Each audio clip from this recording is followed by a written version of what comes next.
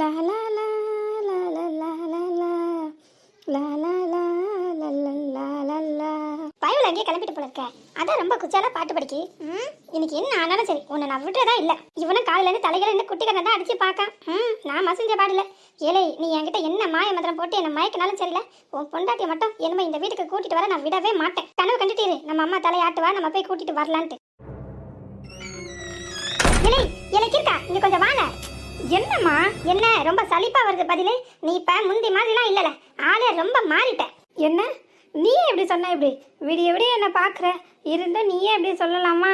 நான் எப்பவும் ஒரே மாதிரி தான் இருக்கேன். அதே ஓசனம் வாட்ட சட்டமான உடம்பு வளர்த்தி கேட்ட பருமன் எடை கூட கூடலையே.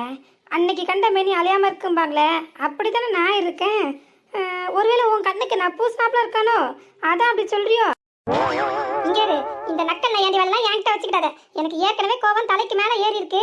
என் வாயை இடகடமா கிண்டி எதுவும் வாங்கி கட்டிக்கிறத அம்பிட்டுதான் சொல்லிட்டாமா. இந்த கிண்டு அடிக்கிற வேலைலாம் உன் சக வட்டத்தோட அப்புறம் உன் இழிச்ச வாய் பொண்டாட்டி ஒட்டி வெடி கொடுக்க நிற்பாட்டிட்டு வர வேலை அதான் உன் கொழுந்தியா அவளோட நிப்பாட்டிக்க. என் வரைக்கும் எடுத்துட்டு வர வேலை வச்சுக்கிட்டேன்னு வையன் உன் வாழை ஒட்ட நறுக்கி விடாமா. இரு எதுக்கு உனக்கு இம்பட்டு கோவம் வருது? இப்ப உனக்கு நான் எங்க போடுறேன்னு தெரிஞ்சுக்கணும், இல்லைன்னா உன் தலையை ரெண்டா வெடிச்சிடும் அதானே. அதுக்கு தானே நீ எப்போ பாரு கண்ணில் விளக்கெண்ணெய் விட்டுக்கிட்டு ஆராய்ச்சி பண்ணிக்கிட்டே இருக்க. நான் எங்கே போனாலும் வந்தாலும் எங்கே போகிற வரேன்னு 1008 கேள்வியும் கேட்டுக்கிட்டு என்னை நோண்டி நொங்க எடுத்துக்கிட்டு எதுக்கு இப்போ உனக்கு இந்த ஆவாத வேலை? ஒழுங்கா பதில சொல்லிட்டு நான் ஏன் உன்னை கடந்து குறைஞ்சிட்டு கிடக்க போகிறேன்? நீ நான் கேட்குற கேள்விக்கு தெளிவாக பதில சொல்லு, விட்டு விடுறேன். இப்போ சொல்லு நீ எங்கே போகிற? காலையில் இப்படி தான் கிளம்பும் போதே குறுக்க வந்து மறிச்சு நின்றுட்டு என்னவோ புத்திசாலித்தனமாக பேசுகிறதாட்ட நடப்பு அம்மையாருக்கு மனசில். எங்கேருந்து வர அப்படின்னு கேட்டாங்க. அதையும் சொல்லி சமாளிச்சாச்சு. நான் பாரு இப்போ திரும்ப வந்து நிற்க. ஏம்மா நீ சாப்பிட்டுட்டல, மதியம் சத்த நேரம் படுக்கணும்ல, அப்போ தானே உடம்பு நல்லா இருக்கும். இப்படி சாப்பிட்டுட்டு தூங்காமல் கிடந்த அப்புறம் உடம்புக்கு ஏதாவது வந்துச்சுன்னா என்னம்மா ஆகுறது? என்னல ரொம்ப கரிசனமாக இருக்கிற மாதிரி நடிக்கிறியாக்கும். இந்த நடிப்பு பூச்சாண்டி வெல்லாம் வேற எங்கன்னா வச்சுக்க, என்கிட்ட காட்டாத. இங்கே ஒரு சின்ன வயசு எனக்கு காது குத்தியாச்சு, நீ திரும்ப திரும்ப அந்த ஓட்டையில காது குத்துறன்னு முயற்சி பண்ணாத.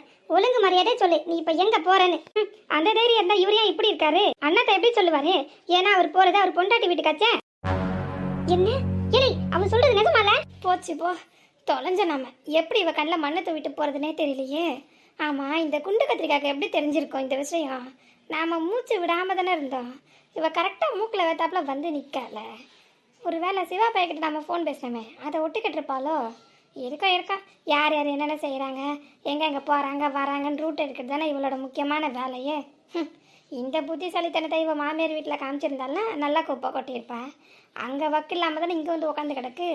இங்கே வந்த இடத்துல அதிகாரம் வேற தூள் பறக்குது. அதை கேட்டால் நம்ம அம்மா கிட்ட மாட்டி கொடுத்து நமக்கு பிரச்சனை உண்டு பண்ணிடுவா.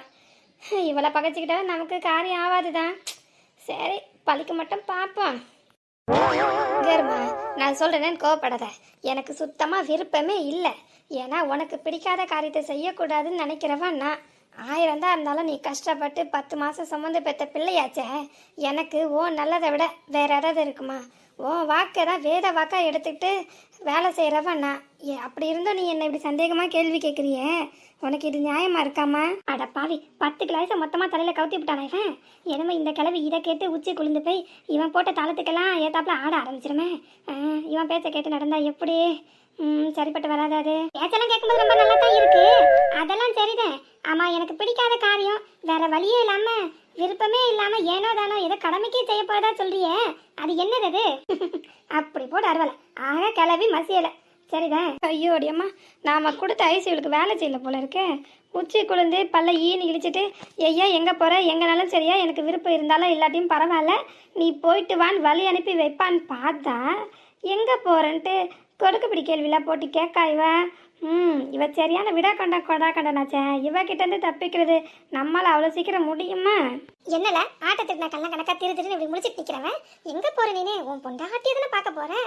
எம்மா இங்கே பாருமா நான் என் பொண்டாட்டியை பார்க்க போகிறேன்னு சொல்லிட்டு போகிற அளவுக்கு உன்கிட்ட தைரியம் இல்லைனா அப்போ கள்ளத்தனை ஏதோ உங்ககிட்ட இருக்குன்னு தானே அர்த்தம். 1000 தான் இருந்தாலும் அது நம்ம பொண்ணு எடுத்த வீடு, உன் மாமியார் இருக்கிற வீடு.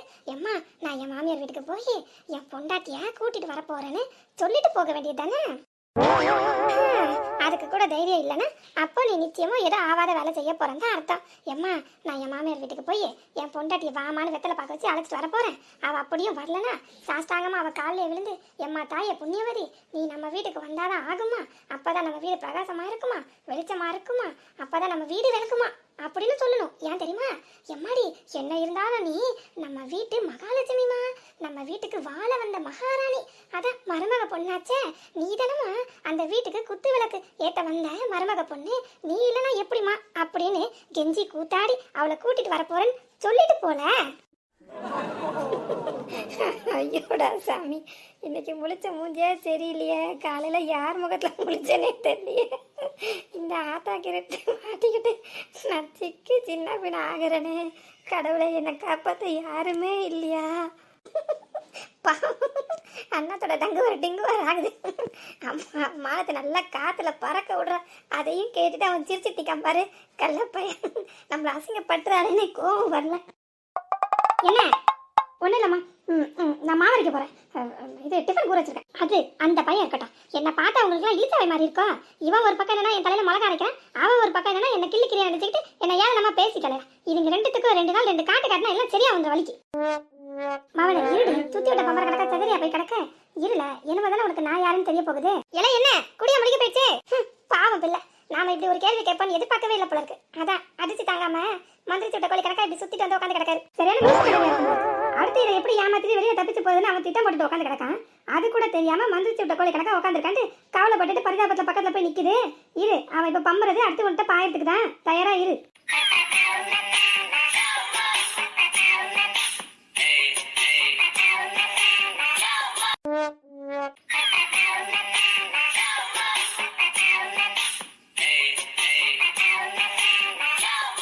கட்டின பொண்டாட்டியை பார்க்க போவ இம்புட்டு கெடுபடி விளங்கிடும். என்னல ஒன்றும் இல்லை, என்னவோ வாக்கிலே முழங்கின மாதிரி இருக்கேன்.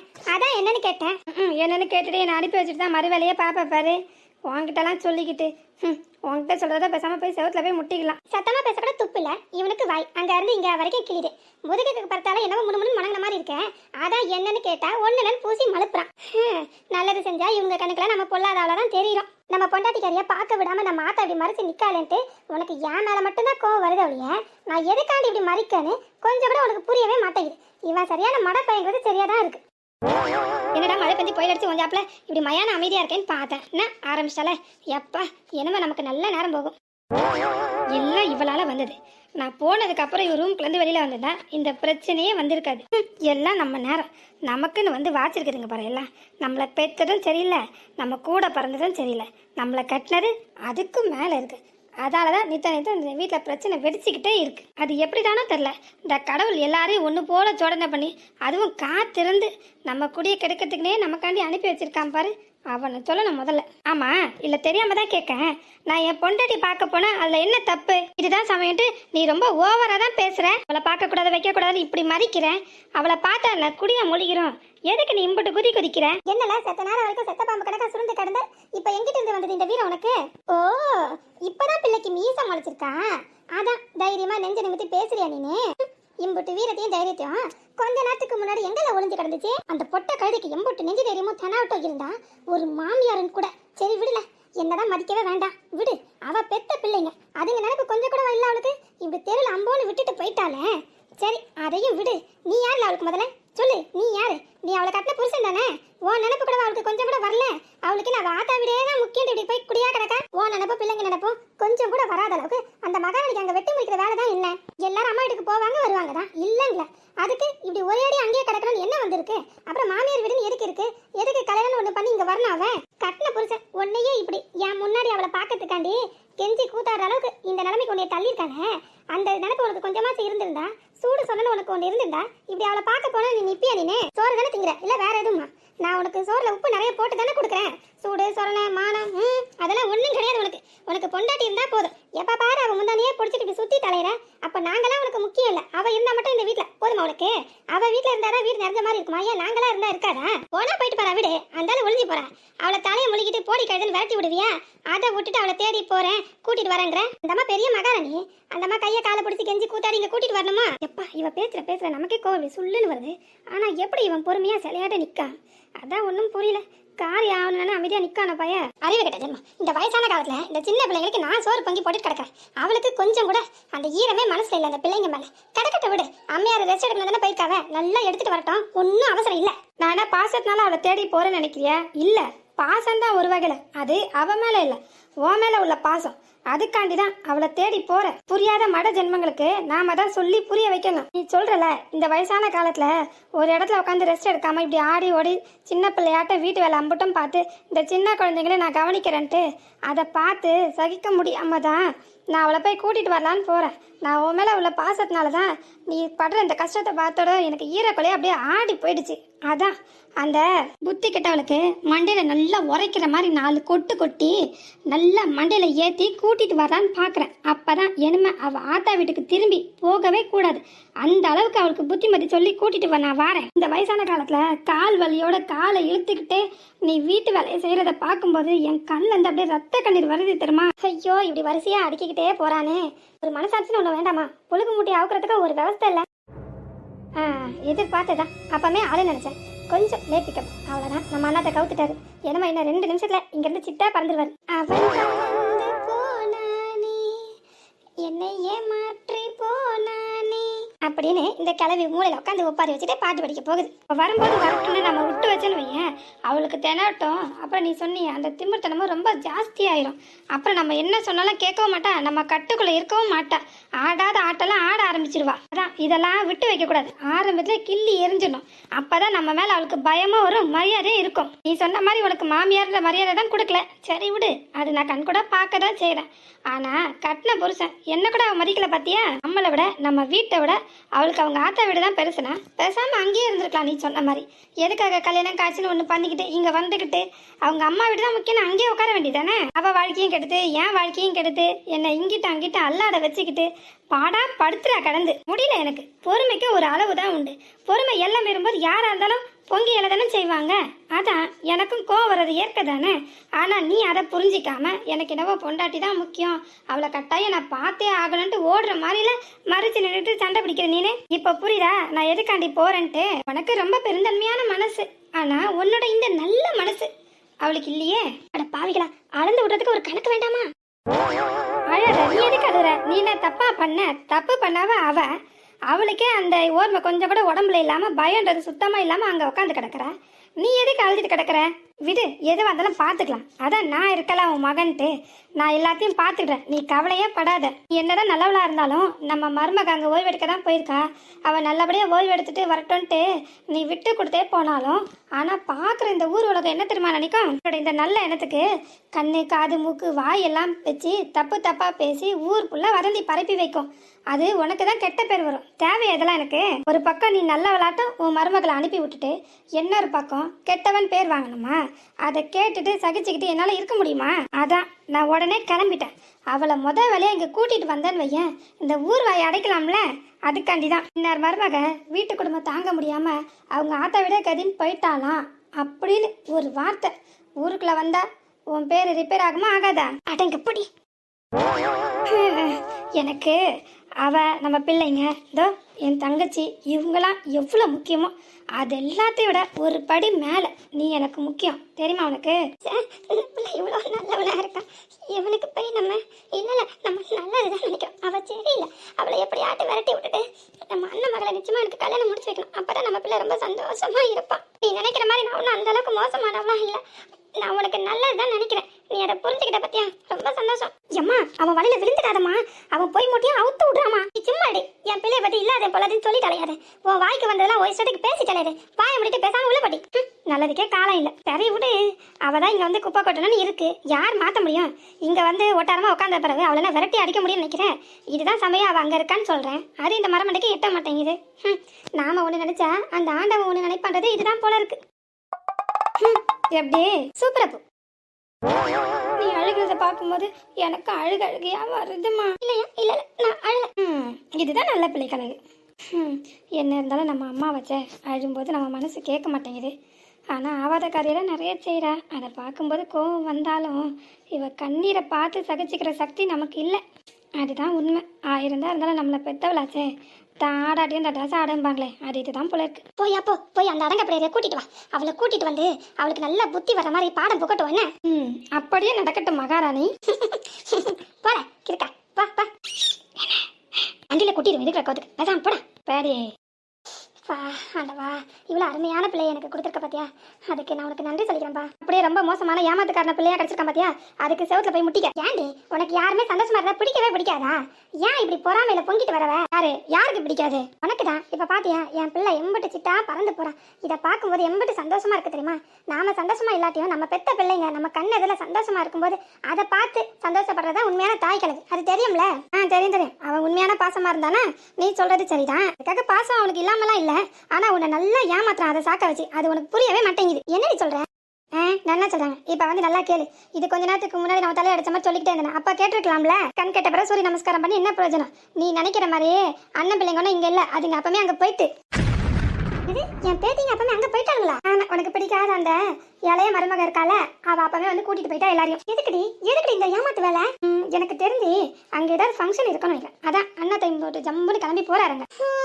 ஃபங்க்ஷன் என்ன பொல்லாத ஃபங்க்ஷன்? உங்களுக்கு தெரியாதுன்னு இப்படி முடிச்சிட்டு இருக்கிறீங்க பாத்தீங்களா? அதை பார்க்கும்போது எனக்கு ரொம்ப ஆச்சரியமா இருக்கு. நீங்களாம் ஒரு பெத்த தாயா, வெளியில போய் சொல்லிடாதீங்க. வெக்க கேடு. என்ன வாய் ரொம்ப ஓவரா எழுது? கொழுப்பு ரொம்ப அதிகமாயிட்டா? ஓவரா பேசினவைய நாக்கு இழுத்து வச்சு அத்துரும் பாத்துக்க. ஊருக்கு இழுச்சவன் யாரோ அவங்க மேலதானே ஏறி மேய்ப்பீங்க. உங்க பிள்ளை மேல உள்ள கோவத்தை என்கிட்ட காட்டுறீங்களோ? அங்க உங்க பாச பழிக்கல. அவர் உங்க கல்ல நல்லா மிளகாத்தூளை தூவிட்டு உங்க தலையிலேயே மிளகா அரைச்சிட்டு உங்களை நல்லா ஏமாத்திட்டு போயிட்டாரு. என்னடி நடக்குதுங்க? அது தெரிஞ்சா நான் அப்படி தெரிஞ்சு முடிச்சுட்டு இருக்கேன். இல்ல இம்புட்டு தூரம் வளர இவங்க என்ன காரணம் அதையே கொஞ்ச நேரத்துல சொல்லுவாங்க. கேட்டு தெரிஞ்சுக்கிறோம். என்னடி வந்தது வராதமா இஷ்டத்துக்கு அடிக்கிட்டு போறேன். யார் இல்லாதையும் பொல்லாதையும் சொல்றேன். உண்மையை தானே சொல்றேன். உண்மை துடும்பாங்க. அதான் அந்த எரிச்சல் தாங்காம உங்களுக்கு இம்பட்டு கோவம் வருதா? இவளை பெத்த நீங்க தானே அந்த சுந்தர் பையனையும் பெத்தீங்க. என்னன்னு கேட்டா இவளுக்கு முன்னாடி தானே அந்த சுந்தர் பையன் பிறந்தா. என்னது இது அவசரத்துல வாய் தவறிடுச்சு. சரி, ஒரு நல்லது சொல்லாமேன்னு வந்தேன். அந்த அவசரத்தில் வயசு வித்தியாசம் பார்க்கல. சரி சுந்தர் அண்ணா, அதான் ஊரே அறிஞ்ச விஷயமாச்ச. என்னமோ புதுசாக கதையை சொல்கிற மாதிரிலாம் வந்து நீட்டிட்டு நிற்கிற நீனே. இருங்க, அவசரப்படாதீங்க.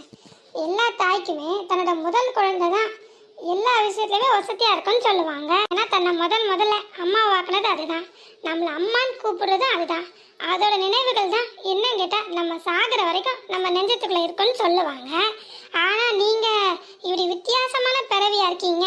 அந்த குழந்தை பிறந்ததுலேருந்து அதோட சேட்டைகள் அம்பட்டும் நம்ம நினைவில் இருக்கும். அதோடு இல்லாமல் அது கல்யாணம் ஆகிறது, இதே பொம்பளை பிள்ளையாக இருந்தால் வயசுக்கு வர்றதுலேருந்து எல்லாமே நமக்கு நீங்கள் நினைவுகளாக இருக்கும். ஆனால் நீங்கள் அந்த பெத்த பிள்ளைக்கு கல்யாணம் பண்ணி வச்சுருக்கீங்க. அந்த கல்யாண நாளை கூட மறந்து போயிட்டேன்றீங்களே. ஐயோ அட ஆமா, இன்னைக்கு சுந்தர் பையனோட கல்யாண நாளாச்சே. அட கடவுளே, இதை நான் எப்படி மறந்து போனேன்?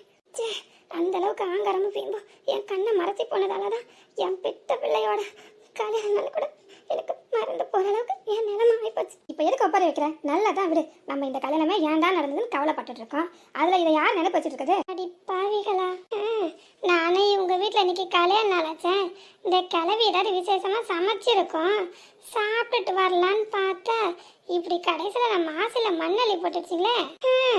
அந்த பாப்பா கூப்பிட்டான்னு அவ தோஸ்தமாருங்க அம்புட்டு பேரும் அவ ஆத்தா வீட்டுக்கு அப்பமே படையெடுத்துட்டு போயிட்டாளுங்க. ஆனா மாமியாரு நீங்க பாவம், உங்களை கூப்பிடலையோ? உங்ககிட்ட ஒரு வார்த்தை கூட சொல்லவே இல்லையா? பாவ அம்புட்டு அழுத்த கறியா அந்த பாப்பா. கலக வேலையை ஆரம்பிச்சாச்சு. இது போதுமே இனிமே நமக்கு. சரி, அவங்க எல்லாரும் போயிட்டாலும் நீங்க நம்மளோட சுந்தர் அண்ணா எப்படி இங்கே தானே இருக்காங்க. அதனால அவங்களுக்கு ஸ்வீட்டு, பலகாரம், அப்புறம் பிரியாணி அந்த மாதிரி சில பல ஐட்டங்கள் ஏதாவது செஞ்சுருப்பீங்க. நம்ம சாப்பிட்டுட்டு நம்ம பிள்ளைங்களுக்கும் வாங்கிட்டு போகலான்னு நினச்சி வந்தேன். எங்க இங்கே இருக்கிற நிலைமையை பார்த்தா அந்த மாதிரி ஒன்றும் அறிகுறியே இல்லையே. அதான் கல்யாணனாலே தெரியல உங்களுக்கு. அப்புறம் எங்கிட்ட செய்ய நீங்க. சரி விடுங்க, நான் வேற வீடு பார்த்து போகிறேன். அந்த முக்கு தெருல கமலாக்கு இன்னைக்கு பிறந்த நாள்னு சொன்னாங்க. பேசாம அங்கே போய் பிரியாணி ஆட்டிய போட்ட வேண்டியதான். தெரியாம சோத்து மூட்டை சோத்துக்காண்டி இங்கே வந்து இந்த கிளவி ஊசி விட்டுட்டு போச்சு. என்னமா இதையே இன்னைக்கு ஃபுல்லாக நினச்சி உட்கார வச்சுட்டே கிடக்கும். இதை எங்கிட்ட நான் சமாதானம் பண்ணேன். அவன் பாட்டுக்கு இஷ்டத்துக்கு ஆட்டிட்டு அவங்க மாமியார் வீட்டுக்கு போயிட்டான். நான் இதோட கடந்து சாகரம் கடந்து